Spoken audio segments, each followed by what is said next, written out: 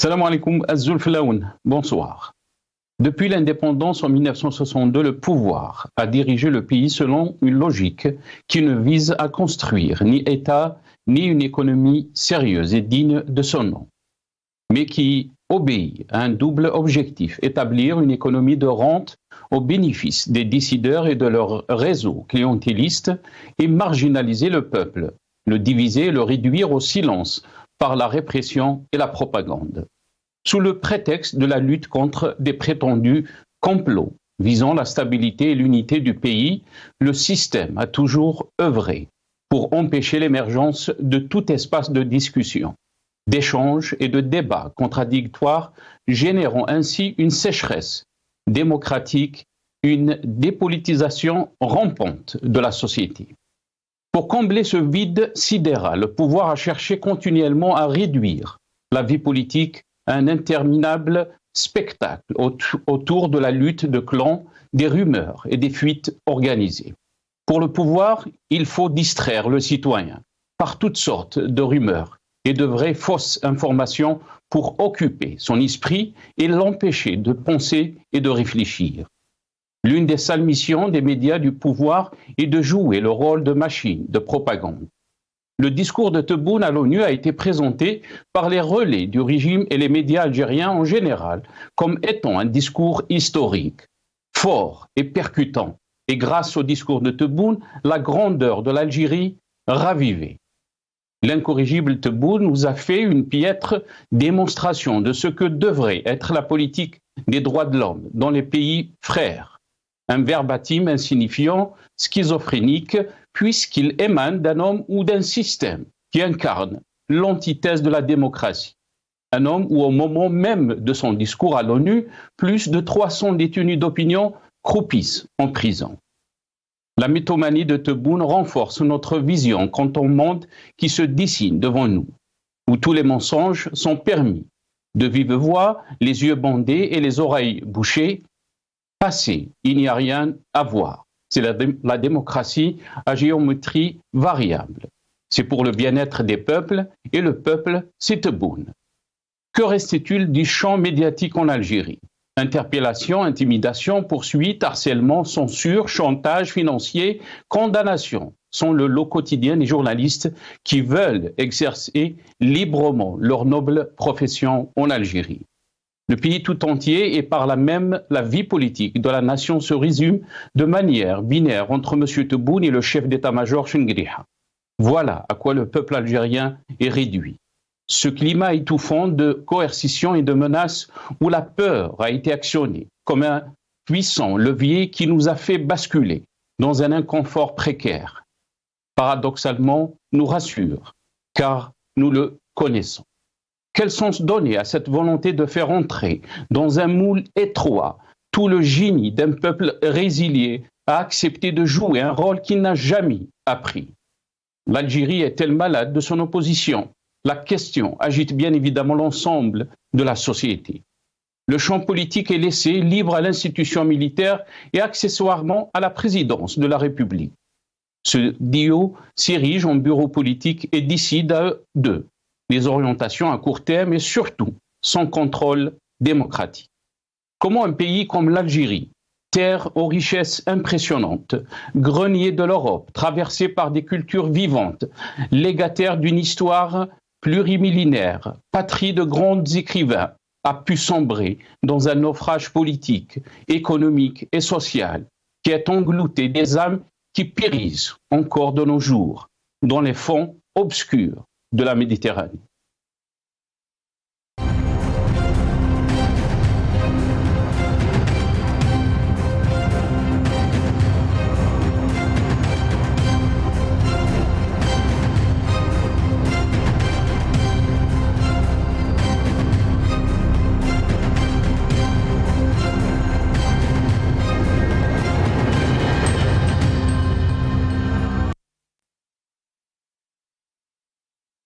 Discours de Tebboune, propagande et mensonges à l'heure de nouveaux médias. C'est le titre de notre émission pour ce soir.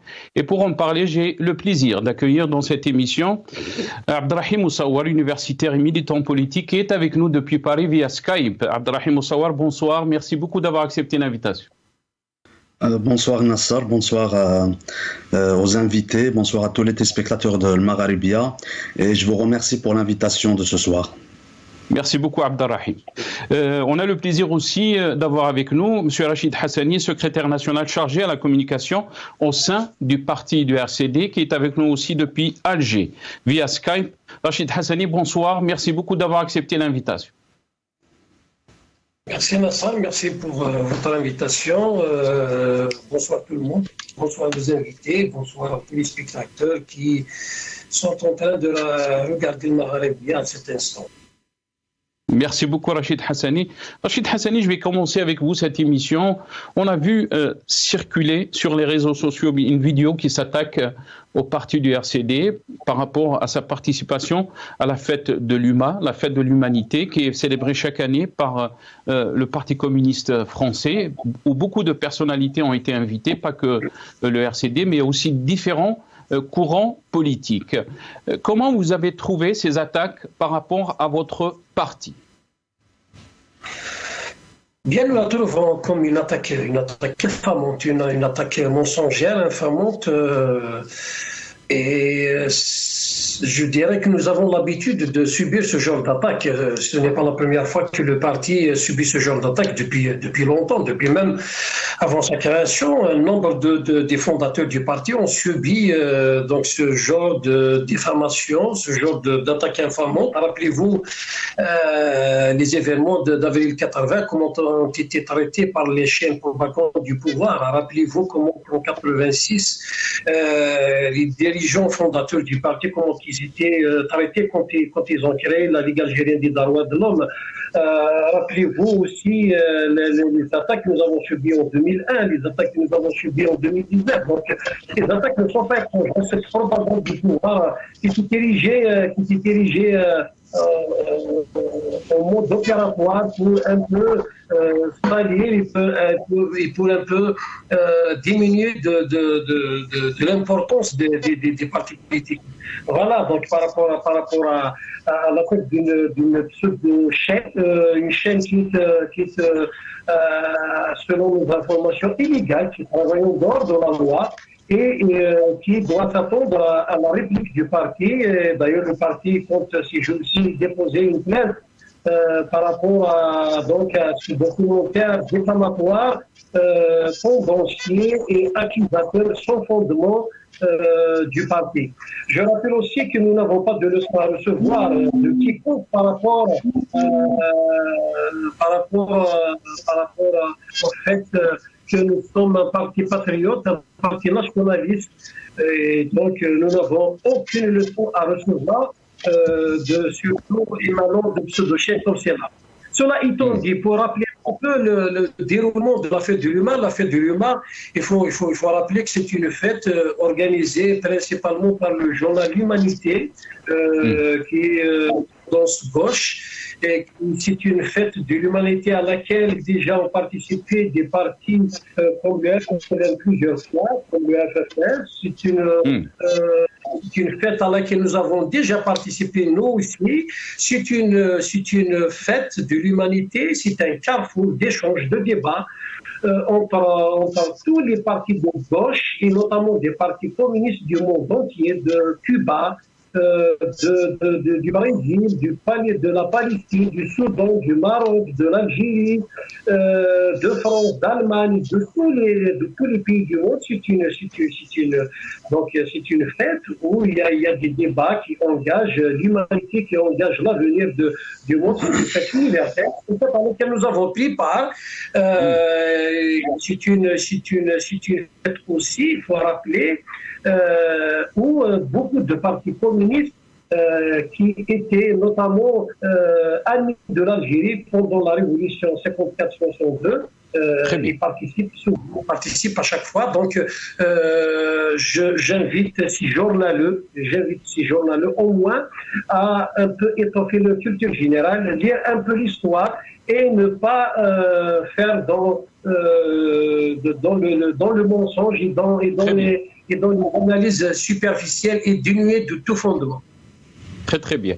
Reste avec nous, Rachid Hassani. Donc, on va revenir à notre ami Abderrahim Moussawar. Abderrahim Moussawar, puisqu'on parle de la presse aujourd'hui, de cette couverture de la presse et aussi des médias algériens par rapport à ce discours d'Abdelmajid Tebboune à l'Assemblée générale des Nations Unies, on peut lire quelques titres. Par exemple, on parle, j'ai pris le mauvais papier, je pense. Non, c'est le bon papier. Donc, on parle d'un discours historique, on parle historique fort et percutant. Grâce à ce discours de Tebboune, la grandeur de l'Algérie est ravivée, même dans les journaux arabophones. Aussi, je peux lire dans un autre journal aussi, Nashat Moukathef li Raïs Tebboune fi New York, un autre titre, l'APS, le président de la République pour un nouvel ordre mondial assurant l'égalité et la coopération entre nations, qualité de membre non permanent au Conseil de sécurité, l'Algérie est consciente de la responsabilité dont elle est investie. Le président de la République plaide depuis New York pour un nouvel ordre mondial assurant l'égalité et la coopération entre nations. Le président Tebboune a rencontré de grands dirigeants à l'ONU. La voix de l'Algérie retentit à Manhattan. On se demande, Abderrahim Moussawar, est-ce que l'Algérie, par miracle, est devenue donc cette puissance qui peut jouer un rôle dans l'ordre même mondial? Dans un premier temps, parce que je pense qu'il y a quand même un condensé d'invectives, de mensonges. Personnellement, j'apporte tout mon soutien à toute personne, à tout militant, à toute structure partisane dont les militants du terrain activent sérieusement et sincèrement contre toute attaque ignoble, contre toute diffamation, contre tout mensonge qui ne tient pas la route. Et puis, lorsque je parle d'un condensé de mensonges, il me semble que la presse en Algérie, qu'elle soit francophone ou arabophone, s'était mise d'accord, c'est-à-dire tous les journaux, que ce soit écrits, audiovisuels, ils se sont entendus sur le fait de mettre sur leur une, dans les émissions, plutôt les journaux télévisés, de donner l'idée que le discours d'Abdelmajid Tebboune, le président désigné par la junte militaire en Algérie, soit considéré comme étant un discours qui va apporter beaucoup de changements, qui va faire retentir la voix de l'Algérie à l'international. Il me semble qu'on peut tout faire dans ce monde sauf trahir et mentir éternellement au peuple. Le peuple algérien sait que depuis l'indépendance du pays, puisqu'on parle de journaux, on parle d'organes de presse, on parle de médias, depuis l'indépendance du pays, tous ces journaux, tout ce, entre guillemets, ce quatrième pouvoir est mis en place dans le but de recevoir des ordres et de conforter le système néocolonial en place dans ses démarches hasardeuses, dans ses alliances de hasard et dans ses discours, bien sûr, qui devient de plus en plus fantaisiste et lâchement incroyable aujourd'hui. Il me semble que les bourdes, si j'ose dire, bien sûr, qui ont été proférées non seulement par le président de la République, mais des dirigeants, des responsables bien avant lui sur la scène politique nationale ou même internationale, n'étonnent plus personne aujourd'hui à partir du moment où le peuple sait de quelle nature, c'est-à-dire quelle est la nature de cette presse, une presse aux ordres d'un système néocolonial en place. Est-ce que, moi, il me semble que cette même presse vantait les discours et les sorties de Bouteflika quand il était président de la République. Il n'y a pas si loin que ça. On disait que l'Algérie avait repris sa place à l'échelle internationale quand Bouteflika a été désigné en 1999, et puis en 2004, lui qui faisait 5 ans de voyage d'un pays à l'autre pour avoir une crédibilité, avoir une légitimité internationale. Aujourd'hui, nous sommes arrivés à un point où Parce que si on parle de la situation socio-économique, culturelle, financière, etc. de l'Algérie, je pense qu'il y a beaucoup de choses à cacher, dans l'impossibilité avec les médias, les réseaux sociaux aujourd'hui, les médias alternatifs, avec tout ce qui est journaliste indépendant, que ce soit en Algérie ou ailleurs, il n'est plus possible pour le système néocolonial en Algérie de cacher les atrocités, les marasmes que vivent nos compatriotes en Algérie. Donc on cherche à couvrir tout ça avec des sorties à l'international, alors que même le peuple sait ce qu'il se passe, sait quelle est la nature de ce système, mais aussi sa portée, que ce soit à l'échelle locale ou à l'échelle internationale. La plus grosse bourde qu'on a entendue, c'est en parlant de la quantité d'eau de mer qui va être dessalinée en une journée, en une année. Il me semble que le continent africain, parce que si on se pose la question réellement sur la démarche elle-même, l'Algérie peut avoir d'autres solutions que de recourir à l'eau de mer dessalinée pour pouvoir avoir une autosuffisance en termes d'eau potable. Les barrages, les rivières... Puisque, Abdelrahim Moussawa, désolé, je vous ai coupé la parole, puisque vous êtes en train de parler des bourdes et des chiffres. Bien sûr, ce 1,3 milliard mètres cubes donc d'eau qui est donc dessalée chaque jour, ce qui est un chiffre extraordinaire. On va écouter les réactions de Abdelrazak Moukhari par rapport à ce chiffre. Donc il a publié donc un tweet. Il dit encore. Et là on va l'écouter en français.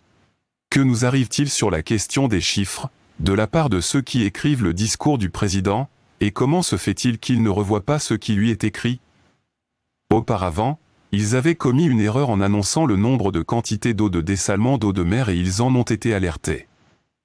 Ils ont reconnu leur erreur et l'ont supprimé du site internet de la présidence. Ensuite, le président est revenu sur la même erreur devant les chefs d'État lors des 78e sessions de l'Assemblée générale des Nations unies. Est-il raisonnable que la production de dessalement d'eau de mer soit de 1,3 milliard de mètres cubes en un jour?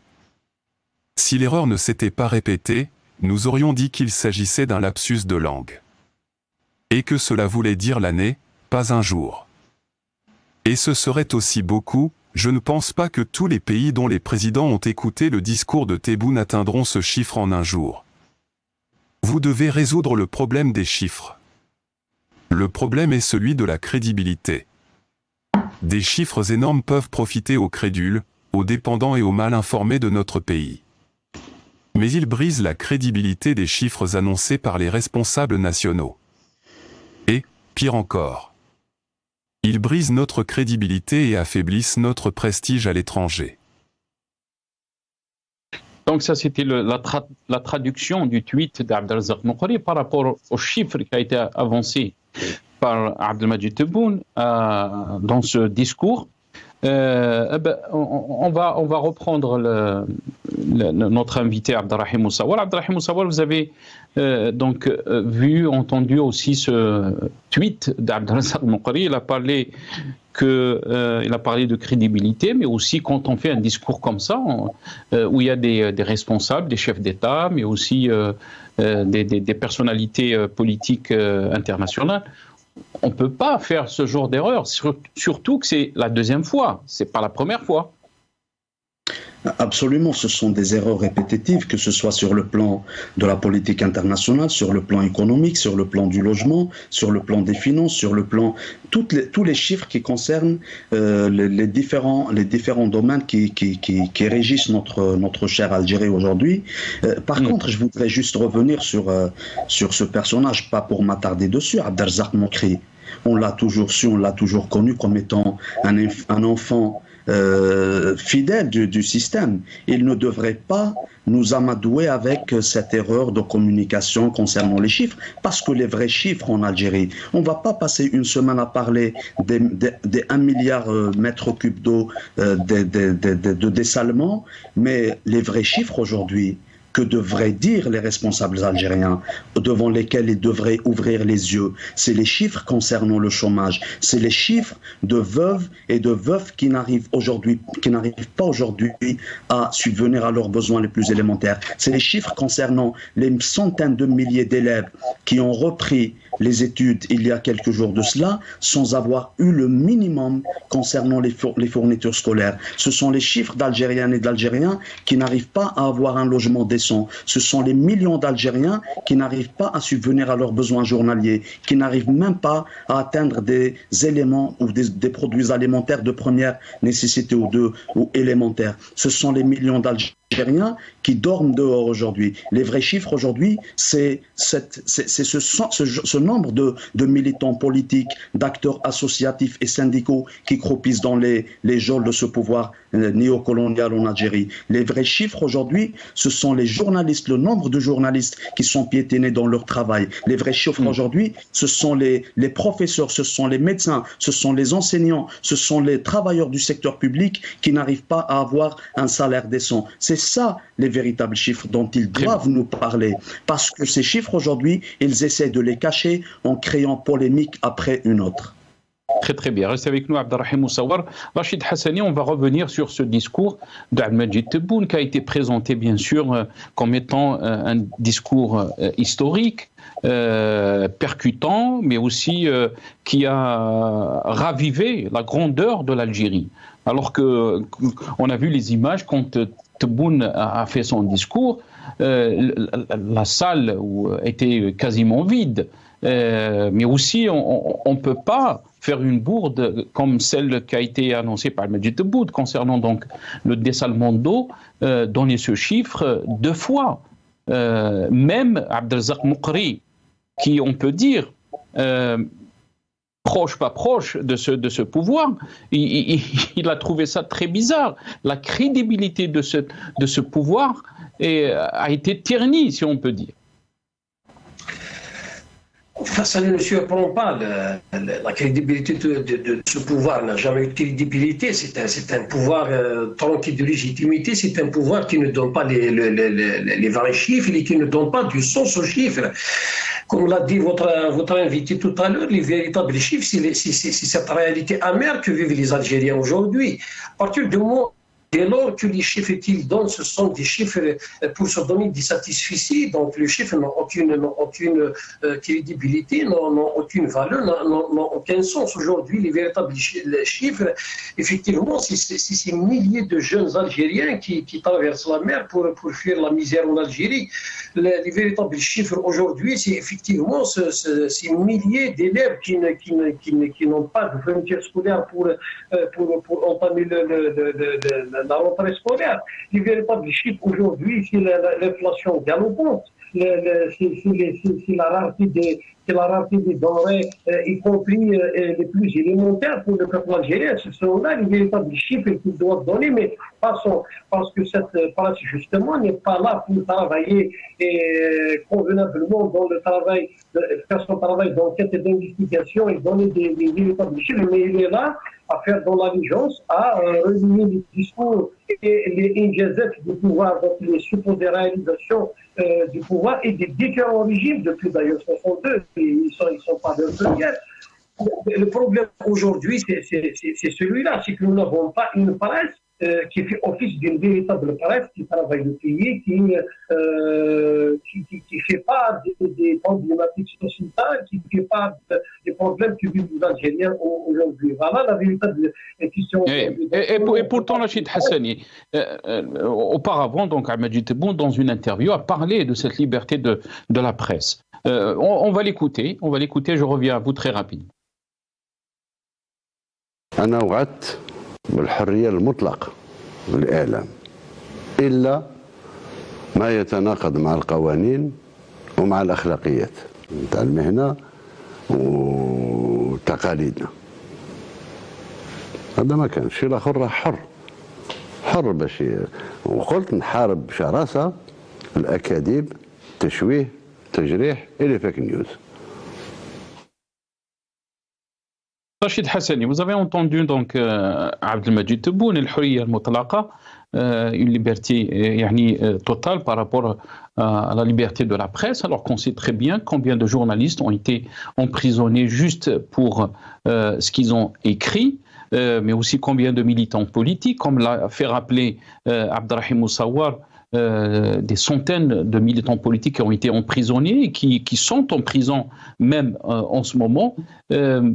Est-ce que vous pensez que ce déni de la réalité, mais aussi un média, des journaux qui n'arrêtent pas de mentir aux Algériens, mais aussi cette propagande qui menace même notre pays?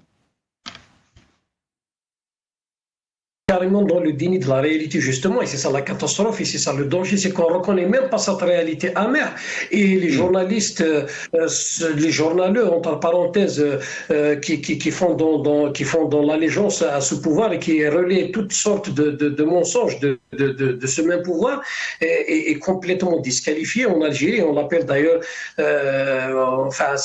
une presse de caniveau ici en Algérie. Ils ne trompent personne. On sait à travers le monde que la liberté de la presse est relative, et toute relative, il y a des tendances, et donc toute liberté de presse est relative. Mais en Algérie, on est carrément dans la soumission totale, on est carrément dans la lâcheté, on est carrément dans le déni, on est carrément dans le mensonge. Cette presse est en train de faire des ravages en Algérie, plus que ce pouvoir, et il est en train de diffamer, il est en train de mentir, il est en train de transférer des chiffres à tort et à travers.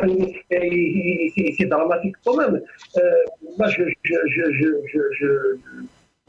je ne vois pas comment une presse pareille puisse donner de la crédibilité à ce qu'elle avance. Donc, et je pense que la liberté de la presse est consubstantielle à l'installation d'un état de droit, à une volonté politique pour aller de l'avant. Donc, sans un état de droit, sans une volonté politique d'aller vers une véritable démocratie, vers une véritable presse libre, on ne peut pas donc avoir une presse véritable, une presse à la hauteur des exigences de notre temps.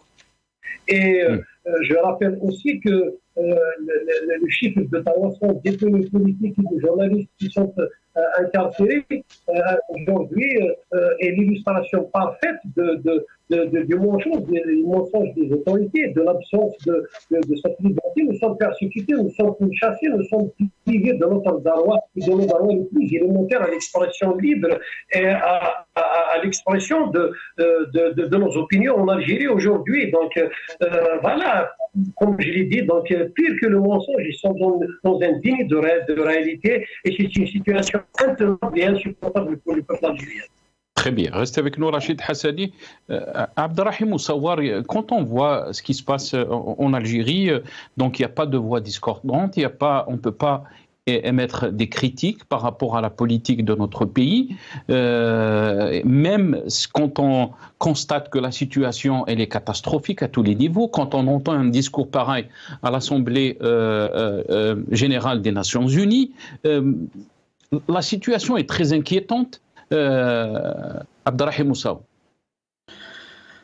Absolument, elle reste inquiétante, et cela depuis de longues années durant.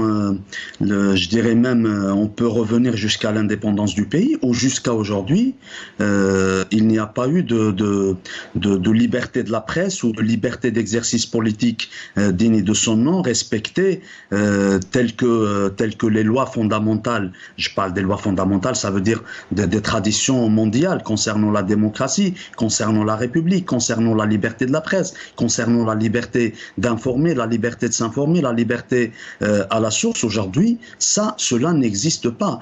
Si tu me permets, Nassar, j'ai repris deux titres de la presse, de cette presse en Algérie. Le titre Nevam de Walid Jadid, ça veut dire que l'Algérie s'impose dans un nouvel ordre mondial.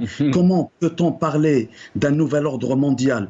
Il faut savoir que l'ordre des peuples, il viendra, il ne tardera pas à venir, ça c'est sûr. Mais lorsqu'on parle du nouvel ordre dont parle Tebboune, est-ce qu'il s'agit d'aller d'aller mendier la suprématie ou de mendier, si vous voulez,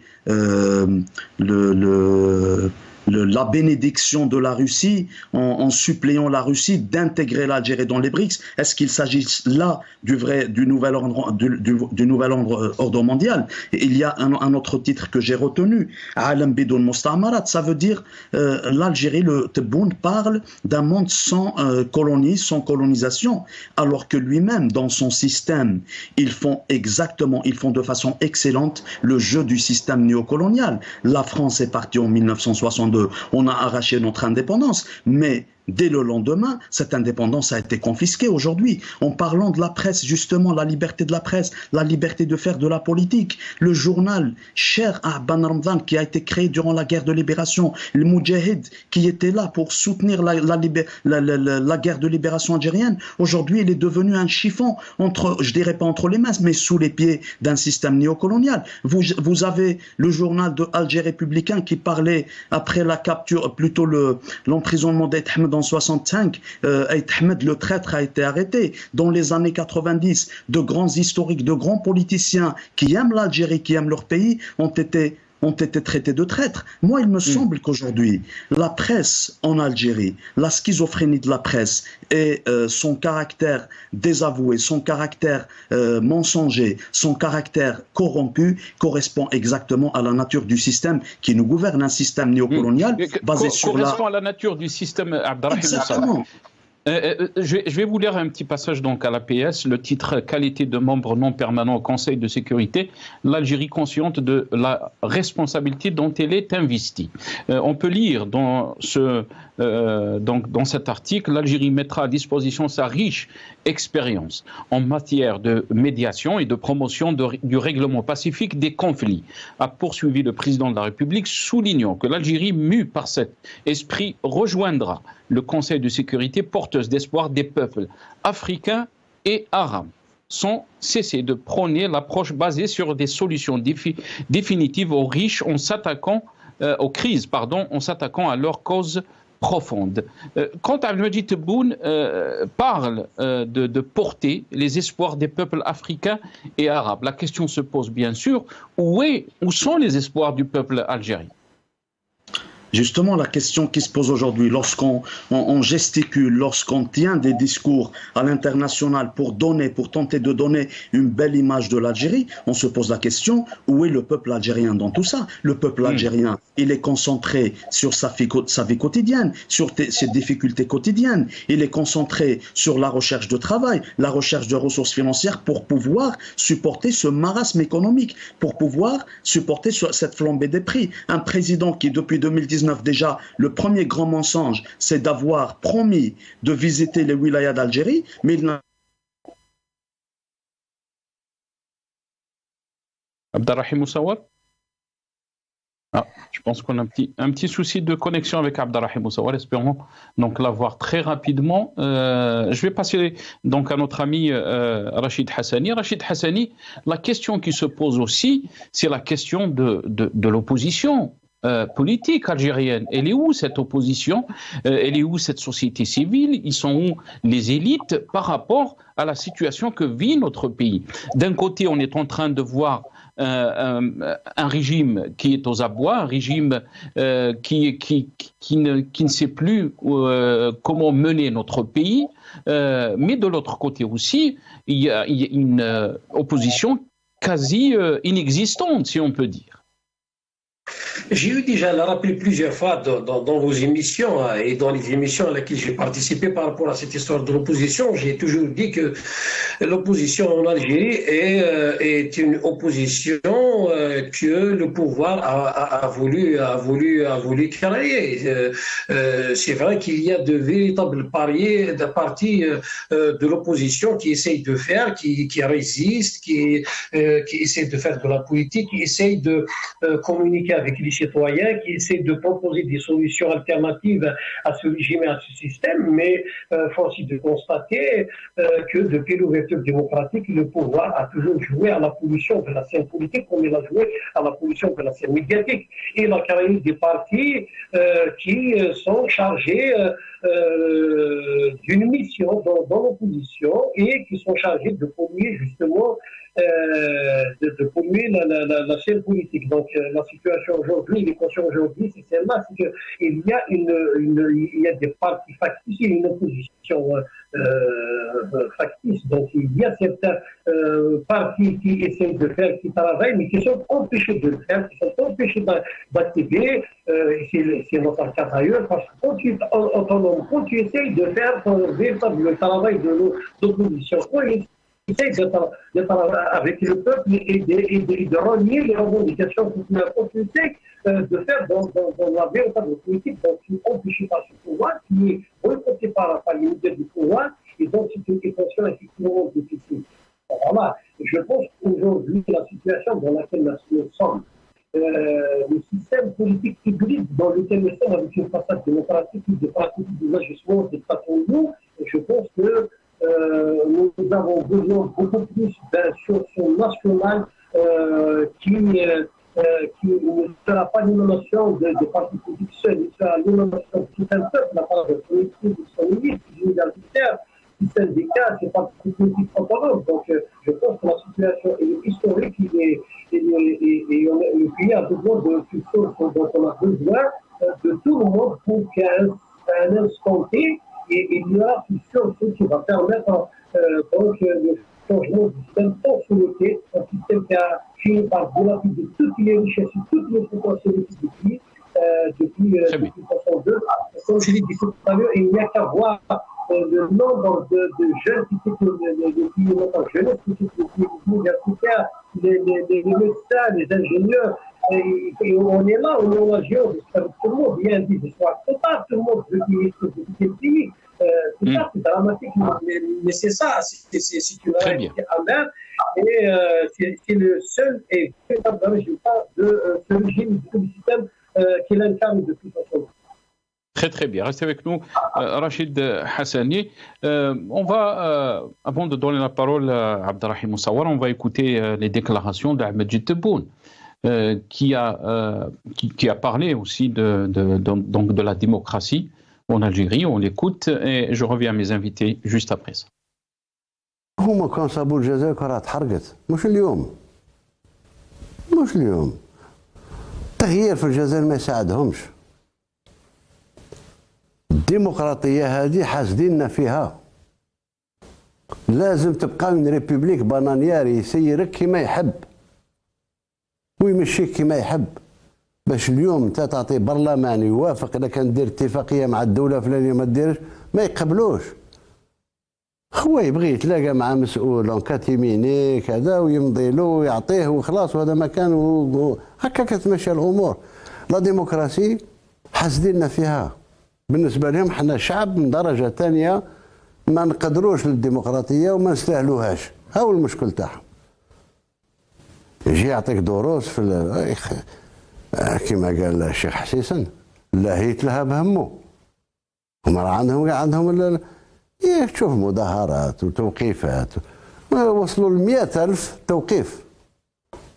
11,000 اللي فاتوا في العداله، آلاف اللي دخلوا للسجن. فيجي يقول لك حنا تضييق. الله يهديك. لا احنا الجزائريين نحترموهم في آرائهم، نحترموا ورانا هنا من اجلهم. اما انت ناسي الدروه تاعك وباقي لها بيانا، سا سي با نورمال. بالنسبه لحريه التعبير عندها حدود. جيت تهاجمني تقول لي حريه التعبير وكذا وكذا وكذا. كاين امور صرات خطيره جدا جدا جدا في دول اخرى. كاش واحد تكلم عليهم؟ تكلموش، سا جيومتري فاريابل. لأن البلاد هذه لازم تهدم بصفة ولا أخرى.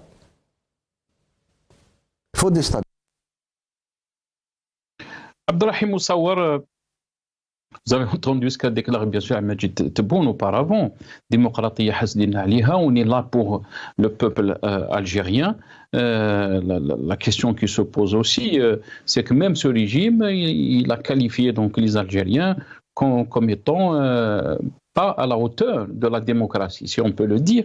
Qu'est-ce que vous en pensez de ces contradictions qu'on est en train d'observer dans cette nouvelle Algérie, entre guillemets, bien sûr?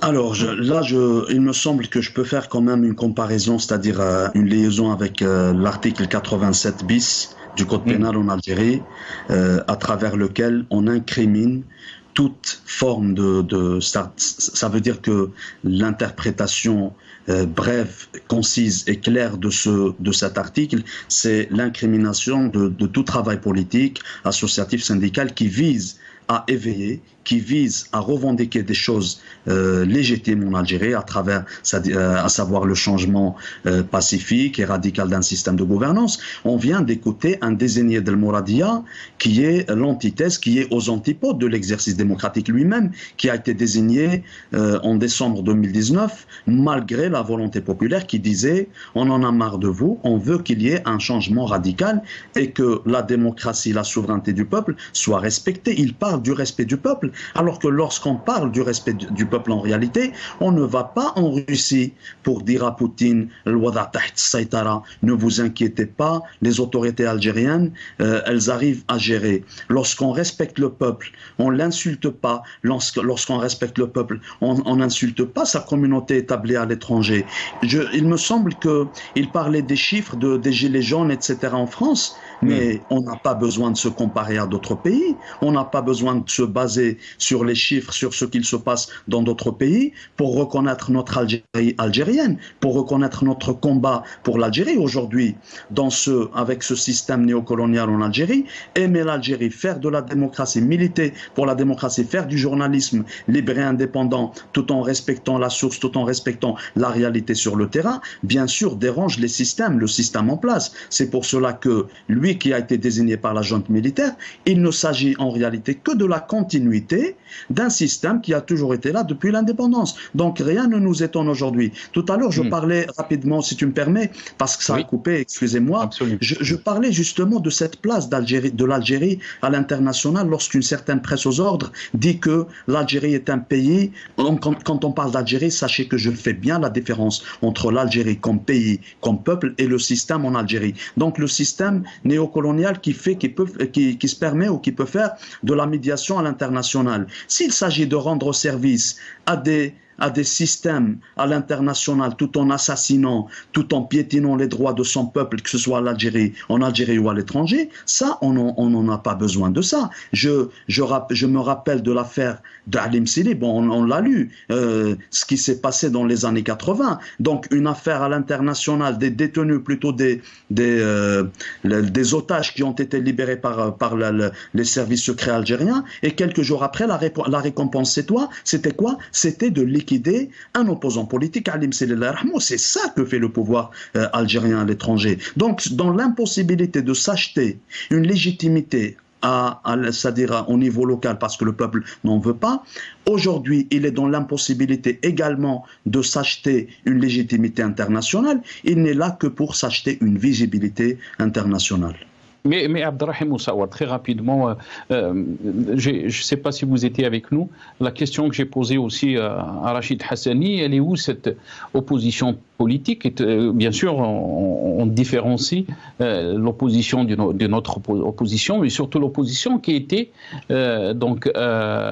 impliquée avec le Hirak, si on peut dire. Elle est où cette élite, ces personnes politiques qui étaient impliquées avec le Hirak? Est-ce que la question ne se pose pas aussi? Rachid Hassani, bien sûr, a répondu, a dit que nous avons besoin d'un sursaut national face à la situation que vit notre pays, face à l'impasse que nous vivons aussi, mais face aussi à cette médiocrité du régime algérien. Bien sûr, la question, elle devrait se poser à grande échelle, parce que dans un pays qui se respecte, le peuple, il a besoin de quoi? Il a besoin d'organisation, il a besoin de structures politiques, de structures partisanes pour porter haut et fort sa voix, pour porter haut et fort ses revendications. Aujourd'hui, il y a plusieurs paramètres. Le premier paramètre, c'est que ceux qui sont restés et qui le sont toujours fidèles au Hirak depuis 2019 jusqu'à aujourd'hui, soit ils sont emprisonnés, soit ils sont exilés, soit à l'étranger, on leur interdit de rentrer dans leur pays. Et puis vous avez certaines structures politiques, parce que je reprends toujours les propos d'Ahmed quand il disait que le système algérien, non seulement il choisit ses alliés, mais il choisit aussi son opposition. S'il s'agit d'une opposition qui l'arrange, qui prendrait en considération uniquement les faits économiques, sociaux, culturels en Algérie, sans se soucier de la vraie question, qui est la question de l'indépendance, qui est la question de la légitimité, la question de la problématique politique globale, donc ceux-là, bien sûr, ils sont les bienvenus en tant qu'opposants. Mais il y a un autre paramètre, c'est que ce système néocolonial, qu'est-ce qu'il a fait depuis l'indépendance? Il a interdit toute forme d'exercice politique. Il a tout fait pour noyauter les partis politiques. Il a tout fait pour faire des partis politiques, des structures qui aiment la mangeoire, qui ne produisent pas, qui ne forment pas de militants politiques, mais des carriéristes politiques. On en est là aujourd'hui, lorsqu'on voit des structures d'opposition traditionnelles dont les leaders ne sont là que pour conforter le message du système tout en tournant le dos au peuple. On en est là. Autre chose aujourd'hui, il faut avoir le courage de dire qu'on ne peut pas mettre au même niveau, et là je parle à ces structures politiques, on ne peut pas même mettre au même niveau le peuple et le pouvoir algérien. La cause principale de la problématique politique et de légitimité en Algérie, c'est le pouvoir en place, ce n'est en aucun cas le peuple. Aujourd'hui, dire que le pouvoir et le peuple sont tous les deux responsables de la situation actuelle, c'est une trahison non seulement envers le peuple algérien, mais aussi à son histoire, à ses martyrs de la guerre de libération, à ces martyrs de la démocratie. Parce que nous, lorsque les militants politiques sincères, sérieux sont formés, on leur apprend que la problématique politique en Algérie, elle vient de ce système néocolonial qui empêche tout progrès. Non seulement il n'a pas la volonté de changer, d'apporter tout ce qui est bénéfique à l'Algérie, il a la volonté de casser, de détruire tout élan de solidarité, tout élan de fraternité, tout élan de communication entre Algériens et Algériens. Et je pense qu'un parti politique ou des partis politiques qui se disent structures partisanes doivent s'inscrire dans cette perspective. Très bien, restez. On va parler de perspective dans ma dernière question. Je vais partager le temps entre vous très rapidement parce qu'on me dit qu'il me reste 3 minutes et demie. Rachid Hassani, je vais commencer avec vous. Quelle perspective face à un régime qui ne veut entendre que ce qu'il veut? On est en train de voir la situation de notre pays, l'échec du BRICS, ces bourdes de communication, des chiffres, la situation de répression. Jamais notre pays a traversé une période comme nous vivons, celle que nous vivons maintenant. Quelle perspective, Rachid Hassan? C'est très simple, je l'ai dit, il faut intensifier les débats, il faut intensifier les passerelles entre les partis politiques, les syndicats, les associations, l'élite, les universitaires, il faut intensifier les débats, il faut essayer d'arriver à un minimum de consensus pour arriver à un minimum de l'exercice de la pratique politique. Aujourd'hui, nous sommes dans une période charnière, nous ne sommes pas dans des compétitions partisanes, des compétitions politiques programmatiques, nous sommes à la recherche d'un minimum de l'exercice de la politique. Aujourd'hui, nous avons besoin de débattre, nous avons besoin d'ouvrir des perspectives, nous avons besoin de donner de l'espoir à ce peuple, nous avons besoin surtout d'arriver à un compromis politique, de transition politique pour le dépassement de ce système. Et cela ne se fera qu'avec l'implication de tout le peuple algérien, et il ne se fera qu'avec ce sursaut dont je parle tout à l'heure. Il faudrait que les partis politiques qui sont jaloux de leur autonomie doivent rester insoumis au dictat du système. Il faut résister, c'est ce que fait le RCD aujourd'hui. Nous essayons de résister, nous essayons de donner de l'espoir à ce peuple, nous essayons de montrer la voie. On risque d'y périr de nos militants, de notre parti, nous essayons de résister à cette nébuleuse, mais nous essayons aussi d'ouvrir des perspectives avec les partis politiques qui sont d'accord avec nous sur le fait qu'il faut aller vers ce processus national. Et nous le faisons aussi avec les syndicats, avec les universités, avec les personnalités politiques, avec le peuple, si possible.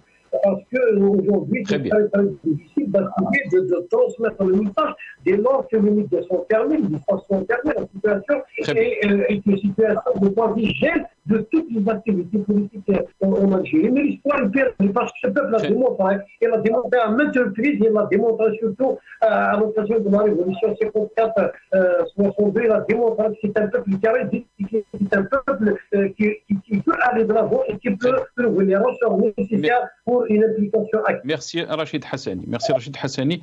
Je vous laisse le mot de la fin, Abdelrahim Moussaoua. Est-ce qu'on peut parler d'espoir, comme a dit Rachid Hassani, face à un constat très noir, si on peut dire, de la situation politique, mais aussi, pas seulement politique, aussi sociale, face à un régime qui ne veut d'aucune opposition, qui ne veut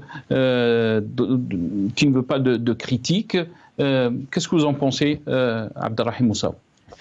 Alors l'espoir, moi qui suis militant politique, je pense que l'espoir dans l'histoire et dans l'histoire future de l'Algérie reste l'un des éléments qui nous motive à continuer à aller de l'avant. Ça c'est sûr et certain. La deuxième des choses, les perspectives, c'est parce que lorsqu'on parle d'intellectuels, lorsqu'on parle d'élite, le Hirak jusqu'à aujourd'hui, il restera le salut et l'espoir de l'Algérie pour qu'elle sorte de cette crise d'ordre de légitimité, d'ordre politique. Et depuis 2019, le peuple algérien, qui est le garant de la Silmia, a donné un message, que ce soit au régime en place, mais aussi à la classe politique, en disant: faites de la politique, soyez sincères, soyez sérieux. Et le Hirak, il est là, il va accompagner toute forme d'organisation qui va dans le sens de la libération, qui va aller dans le sens du vrai istiqlal. Barakallahu fik. Merci beaucoup Abdelrahim Moussaoua. Désolé, on est arrivé à la fin de cette émission. Merci Abdelrahim Moussaoua, l'universitaire militant politique. Vous étiez avec nous depuis Paris via Skype. Merci à vous. Rachid Hassani, secrétaire national chargé à la communication au parti du RCD. Vous étiez avec nous depuis Alger via Skype. Merci à vous, chers téléspectateurs, d'avoir suivi cette émission. Ya'tikoum saha, wa bqaw ala khair.